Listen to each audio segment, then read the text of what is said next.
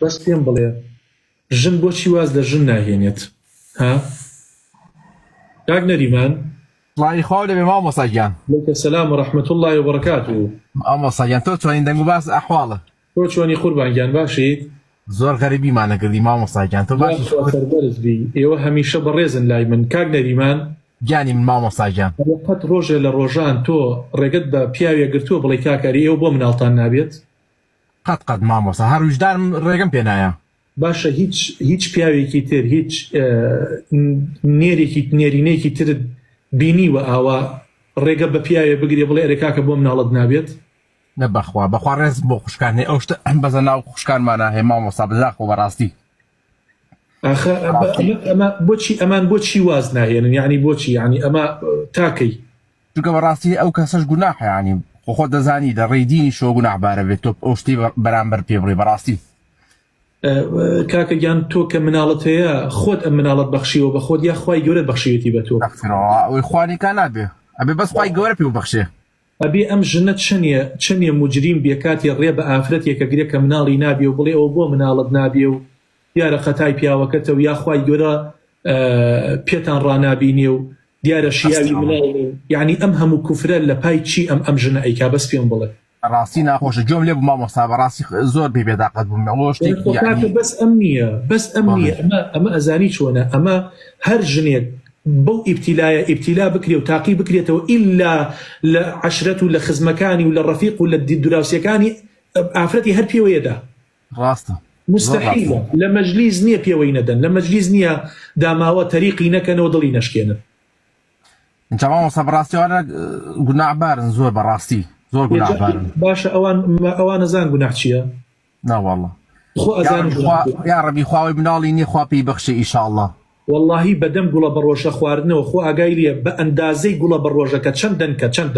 ڕەنگە 500 دەنک بخوا 500 غیبەتە خوا غیبەت ئەکات حتا ئەو گوڵە بەڕۆژەی تەواوەکات وڵی تر ئەو دنیا بۆ خۆی این ناکە بەڕاست ئەجا کێشەکە ئەوەیە ئەڵێ وەڵڵا دڵمان تونە دڵمان خۆش نییە چی بکەین لە چوار دیوارای نازانین چی بکەین تۆ وەڵڵا ئەخەت کاتێک تۆ ئەڵێ ذیکر الناسی دا باسکردنی خەڵکی دەرد زەهرە ئەی نۆشی زەهرە ئەی خۆی بە دەمارەکانتە ئەڕواتە خوارەوە ئەتکوژێت خۆشەویستیت ئەمرێنێت ویژدانت ئەمرێنێت ئارامیت لێت یەک ئەدات یعنی معقول نییە تۆ نەدراوسێ لێت ئەمینە نەخزم لێت ئەمینە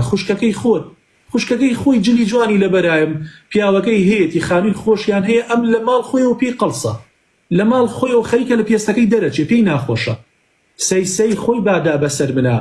کەس نەیبوو ئەو نەبێت تێگەی ئەس مامۆستا بڕواکە لەگەڵ ڕێزبا خۆمان کوردین و ئەس بەخوا لە ناو کوردام شتە زۆرە مامۆستا کاکە ئەزایی چۆن ئەمە هەمووی ئەگەڕێتەوە بۆ چی هەمووی ئەگەڕێتەوە خۆی بۆ تربیەت ئەگەڕێتەوە بەڕاستی هەمووی بۆ تربیەت ئەگەڕێتەوە زۆر ڕاستە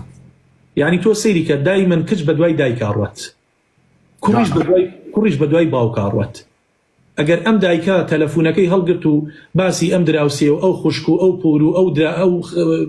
ئامۆزایی کرد یەکچەکەشی چاوی لێکات بەس دای ئەوە ئاڕاتەوە زۆر ڕاستە وڵاترخوا لامانە مامۆستا ئیشاءڵڵا وەڵام من حەزەکەم هەر هێرشەکە بەردەوام بێ هەر نازام ینی ئیسا ئەو ئافرەتە هەر لە خۆیەوە چۆن بڵێ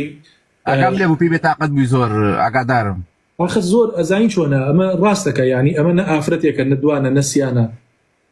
ئیستا دوای دێنە کۆمێن جازانێڵێکی نەخێوانیە ئێمەی ئافرەت دایکین ئێمەی ئافرەت خوای گەورە بە جوانترین شێوە خەڵقی کردن ئازانین تۆ ئافرەت بە جوانترین شێوە خەڵق کراوی بەڵام خۆت ناشرینەکەیت زۆر ڕاستە ئەوێ بزانی چی ئەڵێت و چی ناڵیت ئەرە وەڵا هێرشەکە بەردەوام ناکەین قەی ناکە لەبەر خاتر جەنابەت کاک